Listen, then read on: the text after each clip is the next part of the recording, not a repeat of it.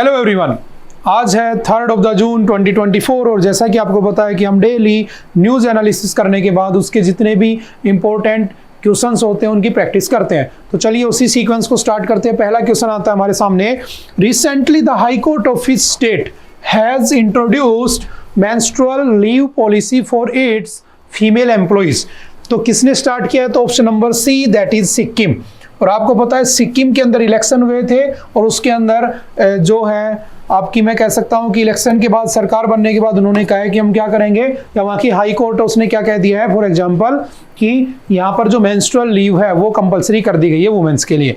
और ऐसा होना भी चाहिए। अगर आप लोग गर्ल्स बॉयज या वुमेन मैन इक्वलिटी की बात करते हो तो यहाँ पर भी इक्वलिटी होनी चाहिए, ठीक है। और अगर पूछे दुनिया का पहला देश कौन सा था जो है ये सब किया था, तो कौन था? जापान। ध्यान रखना, जापान ने सबसे पहले, Japan was the first country to introduce menstrual leave या पीरियड लीव, ठीक है। उसके बाद चलते next, which political party won the majority in the Sikkim assembly. तो सिक्किम क्रांतिकारी मोर्चा एसकेएम ने वहां पर मेजोरिटी जीती है, ठीक है। तो option number D is the right answer, ठीक है। उसके बाद नेक्स्ट आएगा, what is the main objective of the China Chang'e 6 mission.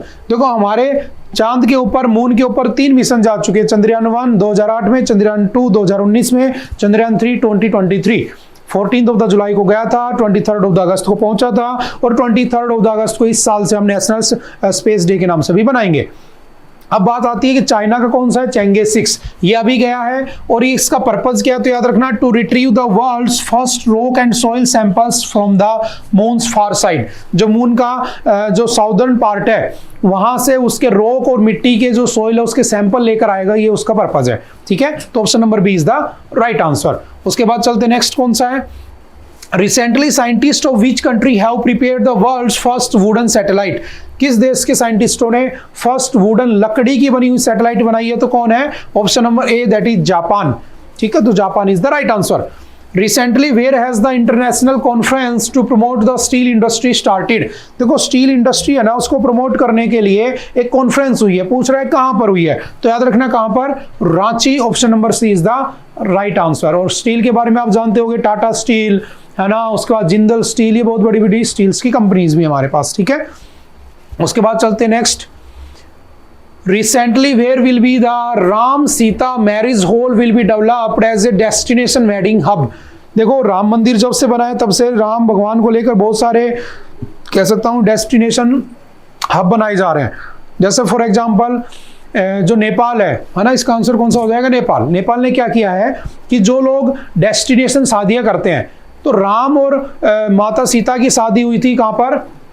तो कहां पर? मिथिला, है ना। अब वहां पर अगर मैं कह रहा हूं कि शादी हुई थी, आई थिंक इसको एक बार चेक कर लेना, आई थिंक मिथिला ही सही है ना।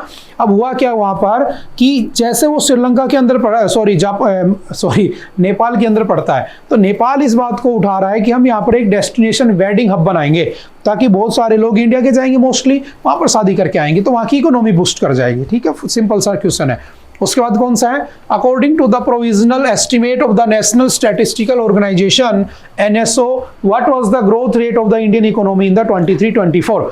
तो एनएसओ क्या है हमारा? National Statistical Organisation. कब बना होता है? तो याद रखना 1952 में बना होता है, ठीक है। आप लोग मुझे कमेंट करके बताना 1952 है या इसका कोई दूसरा आंसर है, ठीक है। अभी आता है कि इसने हमारे इंडिया की इकोनॉमी ग्रोथ रेट कितनी बताई थी? 8.2%, सीधा राइट आंसर हो जाएगा।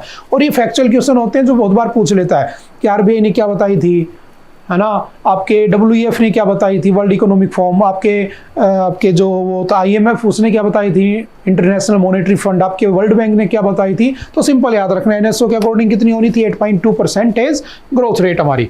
नेक्स्ट आता है, recently which organisations jointly launched BIMREN initiative for the PhD student. तो याद रखना कौन सी है? तो ministry of external affairs and Bay of Bengal programme inter governmental organisation, इन दोनों ने मिलकर पीएचडी करने वाले स्टूडेंट के लिए एक रिसर्च प्रोग्राम चलाया जिसका नाम है BIMREN। और बे ऑफ बंगाल कहां पर है? तो याद रखना हमारे वेस्ट बंगाल के पास। और बे ऑफ बंगाल से हमारे कितने स्टेट बाउंड्री लगाते हैं? 4, वेस्ट बंगाल, उड़ीसा, आंध्र प्रदेश एंड उसके बाद कौन सा आ जाएगा आपका? तमिलनाडु, ठीक है। इसको थोड़ा सा याद रखना। उसके बाद नेक्स्ट कौन सा है, which organisation has launched India's first electric vehicle index. देखो इलेक्ट्रिक व्हीकल इंडेक्स किसने रिलीज किया है, तो तीन ऑप्शन आपके पास, बॉम्बे स्टॉक एक्सचेंज सबसे ओल्डेस्ट स्टॉक एक्सचेंज है एशिया का, इंडिया का भी, ये बना था 1875 में, हेडक्वार्टर कहाँ पे, दलाल स्ट्रीट मुंबई। दूसरा है नेशनल स्टॉक एक्सचेंज, ये कब बना था, 1992, इसकी मोनोपोली को खत्म करने के लिए, इसका हेडक्वार्टर भी मुंबई में है। और इन दोनों को रेगुलेट करने के लिए क्या बना, सेबी बना, ठीक है, security exchange board of India. और सेबी कब बना, तो सेबी बना 1988, और ये स्टैट्यूटरी बॉडी कैसे बना, तो कब बना, 1992। तो पूछ रहा है कि ये कौन सा है, तो आपका insurance regulatory development authority of India, IRDAI, ये 1999 में बना होता है, ठीक है। आपसे पूछ रहा है कि किसने इलेक्ट्रिक व्हीकल इंडेक्स रिलीज किया, तो याद रखना NSE, नेशनल स्टॉक एक्सचेंज, ठीक है। Option number 20 the right answer. How many tons of the gold has RBI transferred from UK to India, कितना गोल्ड RBI ने यूके से यहाँ पर ट्रांसफर कर लिया, तो 100 टन, 100 टन। और ये जो 100 टन हमने ट्रांसफर किया, ये था हमारा ही वहाँ के वोल्ट में था, तो हमने उसको यहाँ पर ले लिया। कब रखा था, जब हमारे यहाँ पर फाइनेंशियल क्राइसिस आई थी 1991 में, उस समय हमारे इंडिया की हालात ये थे कि हमारे पास 10 से 12 दिन का ही खाना बचा था, हम बर्बाद होने वाले थे। तो हमें बचाने के लिए उस समय के PM कौन होते हैं, PV Narasimha Rao. PV Narasimha Rao was the first south Indian PM। अब क्या होता है, उन्हीं के टाइम पर फाइनेंस मिनिस्टर कौन थे, डॉक्टर मनमोहन सिंह। और डॉक्टर मनमोहन सिंह इकोनॉमिक्स के इतने बड़े, कह सकता हूं कि नॉलेज उनको कि किसी को नहीं होगी दुनिया में आज के दिन। हुआ क्या कि इन्होंने क्या किया, एक पॉलिसी लगाई, कौन सी, LPG, लिबरलाइजेशन, प्राइवेटाइजेशन, ग्लोबलाइजेशन। सब कुछ लिबरल कर दो, लाइसेंस फ्री कर दो, कुछ कंपनीज को छोड़कर, लीकर और तंबाकू ये सब छोड़ के सब प्राइवेट कर दो, छोड़कर एटॉमिक पावर और रेलवेज को आज सब प्राइवेट किया जा रहा है, और ग्लोबलाइजेशन कर दो। हुआ क्या, इससे हमारी इकोनॉमी बूस्ट हुई, और उस टाइम पर हमने अपना सोना कहां पर रख दिया था, यूके वोल्ट में रख दिया, तो हम उसको वापस ला रहे, तो उसमें से 100 टन हम वापस ला रहे हैं। तो थोड़ा बहुत ध्यान रखना, हर देश के पास गोल्ड होता है, गोल्ड से उसकी वैल्यूएशन लगाई जाती है। दुनिया में सबसे ज्यादा गोल्ड किसके पास है, तो अमेरिका के पास है, हम तो बहुत पीछे आते हैं, ठीक है ना। तो थोड़ा सा ध्यान रखना, न्यूज में बना हुआ है, ठीक है। कभी इकोनॉमी की कोई दूसरी न्यूज आएगी तो हम इसको आर्टिकल में भी डिस्कस कर लेंगे अच्छे से। नेक्स्ट है, Narendra Modi meditated at Vivekananda rock memorial in May 2024। कहां पर है ये, याद रखना, तो कन्याकुमारी के अंदर बना हुआ है, ठीक है। हमने इसको आर्टिकल को डिस्कस भी किया था। Which polling station in India has been declared as the ideal polling station. देखो आइडियल आप किसको मानते हो, जिसको देखकर आपके अंदर चेंजमेंट आना शुरू हो जाता है।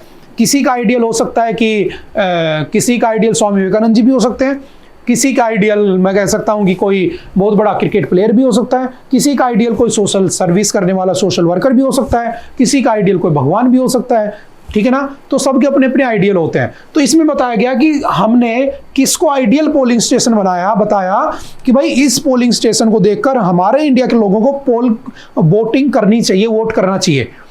तो ये कौन सा है, तो याद रखना ताशी गैंग कहां पर है, तो याद रखना हिमाचल प्रदेश। और ये दुनिया का वर्ल्ड्स हाईएस्ट पोलिंग बूथ है, सबसे ऊपर बना हुआ पोलिंग बूथ बना हुआ है, पुलबो या पोलिंग बूथ बना हुआ है, ठीक है। और यहाँ के लोगों ने माउंटेन्स को पीछे करते हुए, है ना, वहां के क्लाइमेट को पीछे करते हुए वोटिंग की।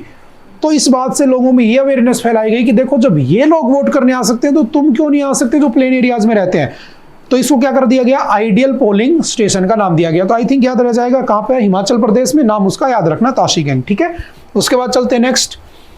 What is the name of the developer who has developed a new technology that can charge a phone in 1 minute and an electric vehicle in 10 minutes? देखो ये जो पर्सन है ना बहुत ज्यादा न्यूज में है। इस आदमी ने एक ऐसी टेक्नोलॉजी बनाई है कि आपके मोबाइल फोन को ये 100% 1 मिनट में कर देता है, और आपके ई व्हीकल को 100% करने में 10 मिनट लगते हैं। सोचो अगर ये टेक्नोलॉजी पेटेंट मिल जाता है, इसको इंटेलेक्चुअल प्रॉपर्टी IP मिल जाता है, और उसके बाद ये टेक्नोलॉजी बहुत अच्छे से यूज में आ जाती है, तो कितनी लाइफ आसान हो जाएगी। 1 मिनट फोन लगाओ, दिन भर चलाओ, है ना। तो ये बहुत ज्यादा न्यूज में चल रहा है, तो इसका नाम याद रखना Ankur Gupta. Option number B is the right answer, ठीक है। उसके बाद चलते हैं नेक्स्ट। वर्ल्ड बाइसिकल डे कौन सा है, तो आज ही है 3 जून, ठीक है। Which article of Indian constitution has ban human trafficking, तो कौन सा करता है, 23 ह्यूमन ट्रैफिकिंग को बैन करता है, ठीक है, जिसको हिंदी में कबूतरबाजी भी कह देते हैं, किसी इंसान या उसके ह्यूमन ऑर्गन्स को बेच देना। आप कोई भी जानवर बेचो, लेकिन आप किसको नहीं बेच सकते, ह्यूमंस को नहीं बेच सकते, ठीक है। और इसका मतलब ये भी नहीं है कि इलीगल तुम अजगर, सांप, इनका जहर बेच रहे हो या ये सब बेच रहे हो, तो ये भी अलाउड नहीं है, ठीक है। ये बात भी ध्यान रखना।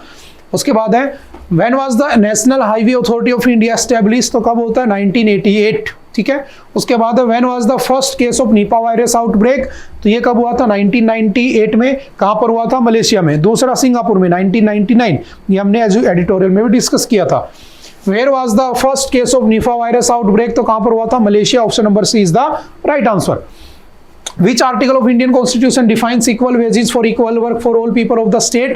तो कौन सा आर्टिकल? आर्टिकल 39 क्या कहता है? Equal wages for the equal work, सभी के लिए equal wages for equal work होना चाहिए, ठीक है। और वो स्टेट के ऊपर डिपेंड करता है। याद रखना, जो आपका डीपीएसपी है, उस डीपीएसपी के आर्टिकल कहां से कहां तक है? Directive principle of the state policy, तो 36 से लेकर 51 तक आते हैं। लेकिन ये सारे किसी भी कोर्ट से फोर्सेबल नहीं है। ऐसी बात कहां लिखी है? Article 37, these DPSPs are not forcible by any court of law. तो चाहे स्टेट करे तो करे, ना करे तो ना करे। जैसे लीकर पे बैन होना चाहिए, तो गुजरात को कर लगता है तो कर दिया, बिहार को लगता है तो कर दिया, राजस्थान को नहीं लगता तो सुबह 10 से शाम 8 तक खुलता है, हरियाणा को बिल्कुल नहीं लगता तो 24/7 खुलता है वहां पे ठेका, है ना। तो ये स्टेट के ऊपर डिपेंड करता है, करे तो करे, ना करे तो ना करे। लेकिन अगर पूछे equal wages for equal work, तो आर्टिकल 39 में लिखा हुआ है, ठीक है। उसके बाद चलते हैं next. When was the Domestic Violence Act was passed in India? तो कब हुआ था डोमेस्टिक वायलेंस एक्ट? तो याद रखना 2005 इज द राइट आंसर। ये शायद हमने कल भी डिस्कस किया था। उसके बाद चलते नेक्स्ट। आई थिंक आज के लिए इतना ही था। आई होप कि आप लोगों को बातें समझ में आई होंगी। तो चलिए मिलते हैं दोबारा से नेक्स्ट लेक्चर में। Okay, bye bye, thank you, have a nice day.